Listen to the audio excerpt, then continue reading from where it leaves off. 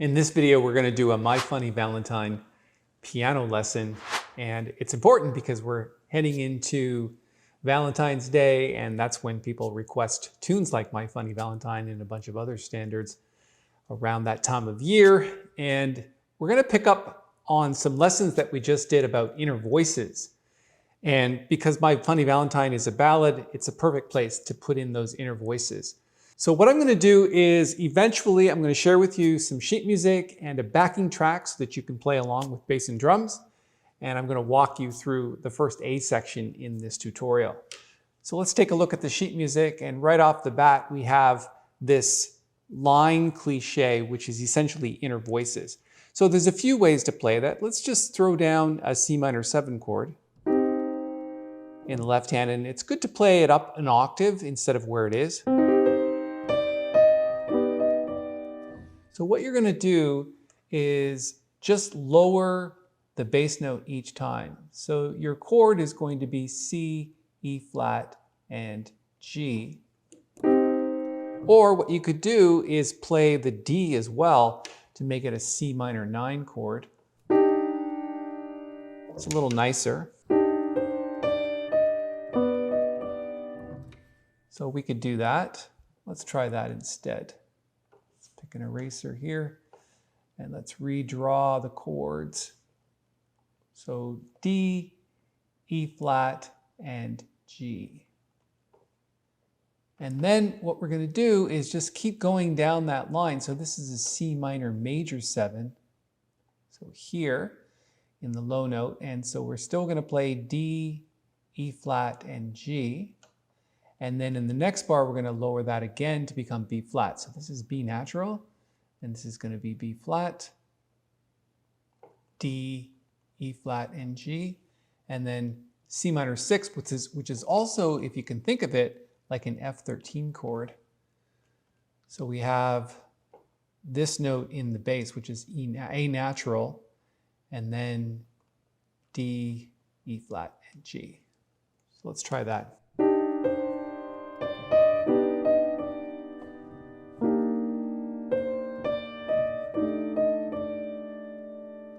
And what you can do here is, because we're playing this up an octave, so let's see if we can take some of these notes out here just a little bit, hide them. And what we're going to do is play like an F13 chord. We're going to play G, B, and D. So that's sharp 11. So if you've got an F7 chord, it's still C minor 6, but you have to think of it like F13, which is kind of cool.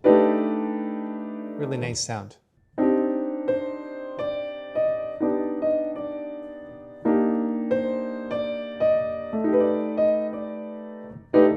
You can still play the D down there if you need to. And then what I like to do is, because we have these clusters just like this one, we're going to do that on the A flat major 7 chord as well. So let's put down G, A flat, and C, just like that. Really nice sound. And then keep that cluster in the left hand for the F minor 7 chord, and instead of the C, we're going to play an E flat, just like that.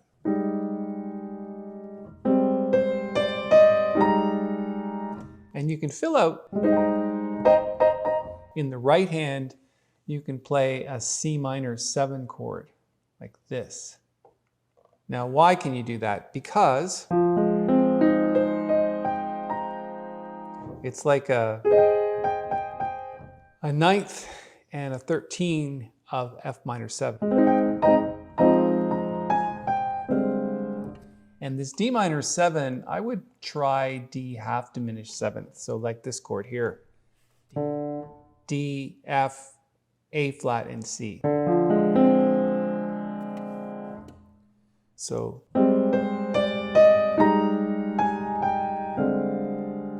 instead of playing the F natural, let's try this chord here where we've got D, G, A flat, and C. Interestingly enough, that's like a B flat 7 13 chord, right? There's your tritone. And then you've got the 13th and the 9th.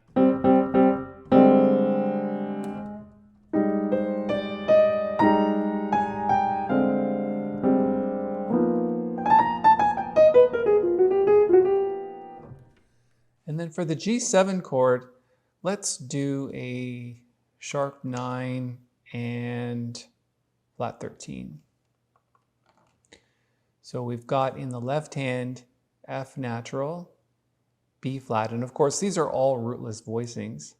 B flat, C flat, and E flat.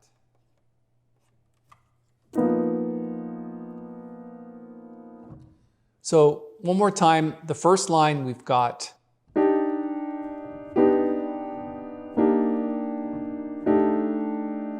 now you could also use an inversion of that if you wanted to, say C minor 9 in root position and then lower this note. Does that work?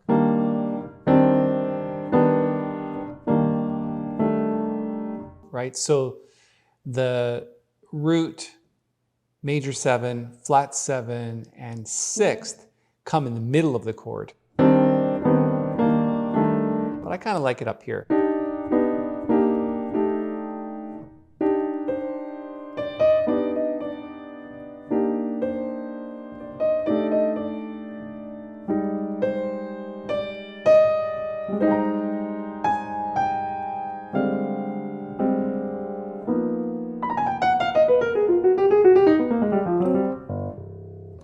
And then it repeats another A section, and then we're going to get into the bridge in the next tutorial. Right, what I'm going to do now is I'm going to play the tune for you, play the head through once, and then a chorus of solo, and that will take us to the end, and I'll say a few words when I get back. But essentially what I want you to listen for is all of these voicings that we've just talked about that I'm likely going to play as an improv. So that's really the whole point of learning jazz standards like My Funny Valentine, is you're taking a look at the chord symbols and you're interpreting those chord symbols on the spot. And the purpose of this video was, of course, to help you understand what chord symbols you could put for these particular chords. And I love those inner voices where the notes travel in between the chords. Really nice. And also, I think what I'll do is I'll put a link up here in the corner to a video that I just did about inner voices, where it talks about things like inner voices for minor chords, major chords, and dominant chords. Anyway, let me play the tune for you now and listen for all of these voicings. It's a good exercise just to get your ears around it, and then I'll see you when I come back. Let's play it now.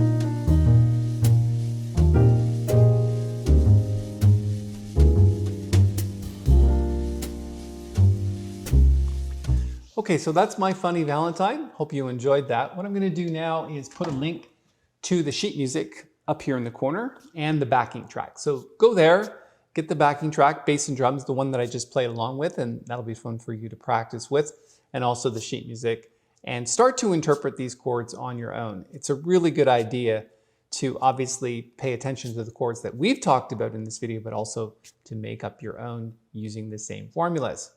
Right, so thank you so much for your time. I really appreciate you being here. If you like this video, you can go ahead and give it a thumbs up. And if you want to subscribe, that would be great. But hit the little bell when you do, because you'll be notified of upcoming videos that we've got coming. All right, thanks for your time. We'll see you in another video.